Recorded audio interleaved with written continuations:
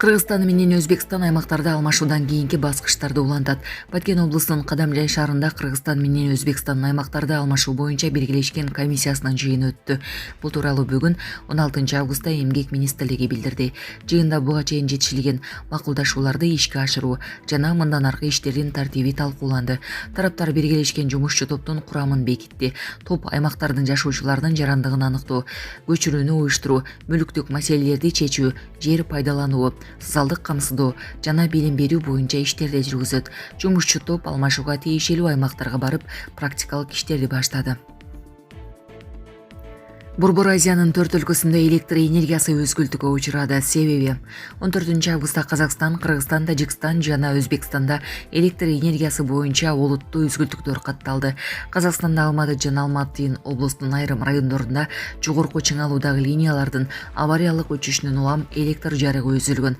Кыргызстандын энергетикалык система убактылуу өзүнчө режимге өткөнү менен министрлик абоненттердин электр менен камсыздоосу өзгөлтүүгө учурабаганын билдирди.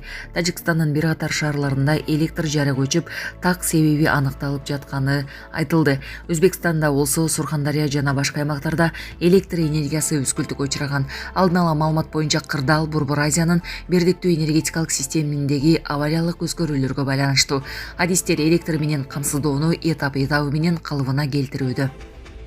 АКШда мигранттарды кармоо үчүн аскерлердин укугу кеңейтилди. АКШнын юстиция министрлиги америкалык аскерлердин мигранттарды кармоо боюнча ыйгарым укуктарын кеңейтти. Бул тууралуу РИА Новости жазды. Ведомствонун документинде Пентагондун көзөмөлүндөгү аймактарга мыйзамсыз киргизилген мигранттарды кармоого аскер кызматкерлерине кошумча укуктар берилгени айтылат. Министрлик өзү Post Competence мыйзам өлкө ичинде укук коргоондарынын милдетин аткаруу үчүн куралдуу күчтөрдү колдонууга тыюу саларын Бирок ведомство мигранттарга байланыштуу жагдайды ал эрежеде. Сонун жаңылык. Сиз билген жана иченген Умбем клиникасы эми сизге дагы да болсо жакыныраак болду. Анткени бизде жаңы филиал ачылды. Андыктан келип, өзүңүздүн жана жакындарыңыздын ден соолугуна кам көрүшүңүздү сунуштайбыз. Биздин жогорку даражадагы дарыгерлер төмөндөгү адистиктер боюнча кабыл алат. Стоматология, гинекология, терапия, лор, хирургия, педиатрия, урология, УЗИ жана башка адистиктер. Лабораториялык анализдин 5000ден ашуун түрү алынат. Жогорку даражадагы стерилизациялоо. Биздин дарек ВДНХ метросу, Кондратюка көчөсү 2. Телефон номерибиз 8925 103 22 55. Кабыл алууга алдын ала жазылып келүүңүздөрдү суранабыз. Умбем клиникасы. Сиздин ден соолугуңуз, биздин камкордук. Тышкары караган бул чара АКШ менен Мексиканын чек арасына жакын аймактарга тийишелүү. Америка президенти Дональд Трамптын администрациясы мыйзамсыз миграцияга каршы күрөштүн алкагында бул аймактарды улуттук коргонуу зоналары деп жарыялаган.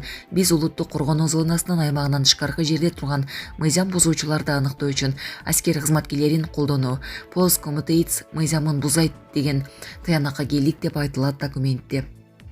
Документте эгер аскер кызматкерлердин аракети аскердик милдетти аткаруу үчүн зарыл болсо, Post Competence мыйзамындагы тыюу колдонулбай турганы жазылган. Мисалы, жарандар үчүн кирүүгө тыюу салынган, улуттук коргонуу зонасына мыйзамсыз кирген адамды кармоо армияны полициянын ордуна колдонуу катары эмес, аскердик объектини коргоо чарасы катары каралат. Ошол эле учурда юстиция министрлигинин корутундусуна ылайык, эгер мыйзам бузган адам аталган аймактан чыгып кетүүгө үлгүрсө, аскер кызматкерлери аны аймактан тышкаркы жерде да кууп барып кармай алат. Мындан тышкары министрлик АКШнын түштүк чек арасындагы Аризона, Калифорния, Нью-Мексико жана Техас штаттарында буга чейин түзүлгөн 6 улуттук коргонуу зонасына кошумча дагы мындай зоналарды түзө алат. Учурда Трамп мыйзамсыз миграцияга каршы саясатты улантууда. Ал президенттик кызматка киришүү алдында ант берген күнү мыйзамсыз мигранттардын АКШ аймагына киришин дароо токтотууга жана миллиондогон мигранттарды өлкөдөн чыгаруу жарыянын баштоого убада берген. Ошондой эле АКШнын түштүк чек арасындагы кырдаалга байланыштуу өлкө боюнча өзгөчө кырдаал режимин киргизген. Лавров Москва АКШдан РФ аймагына урулган соккулар боюнча жооп күтөт. Москва Вашингтонго Россиянын аймагынан түпкүрүнө соккуруну уюштурууга жана ишке ашырууга АКШнын катыштыгы тууралуу суроолорду жөнөтүп, анын жообун күтүп жатат. Бул тууралуу РФ Тышкы иштер министрлигинин башчысы Сергей Лавров Вести маалымат агенттигиндеги маегинде билдирди. Анын айтымында орус тарап АКШнын мамлекеттик департаментинен анын ичинде чалгындоо маалыматтарын берүү маселеси боюнча да комментарий берүүнү өтүнгөн. Биз мамлекеттик департаментке бир катар суроолорду өткөрүп бердик. Анда чалгындоо маалыматтары жана АКШнын Россия Федерациясынын аймагынын төпкүрүндөгү жарандык объектилерге соккурууну уюштурууга жана ишке ашырууга кыйла терең аралашып жатканы тууралуу түшүндүрмө берүүнү сурандык. Жообун күтөбүз, деди Лавров. Ошол эле учурда ал Россия сүйлөшүүлөрдүн алдын ала шарты катары Кошмо Штаттарга Киевди колдоону токтотуу боюнча ультиматум койбогонун баса белгиледи. Биз ультиматум койбойбуз, деди министр. Булак Спутник Кежи.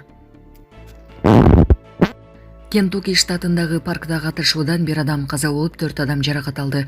АКШнын Кентукки штатындагы Лексингтон шаарындагы Чарльз Янг паркында массалык катышуу болду. Окуядан бир адам каза болуп, дагы 4 адам жаракат алды. Чет элдик басылмалар билдиргендей, жабыркагандардын арасында 4 жаштагы бала, 14 жаштагы өспүрүм, 2 чоң киши бар. Алардын абалы оор эмес экени маалымдалды.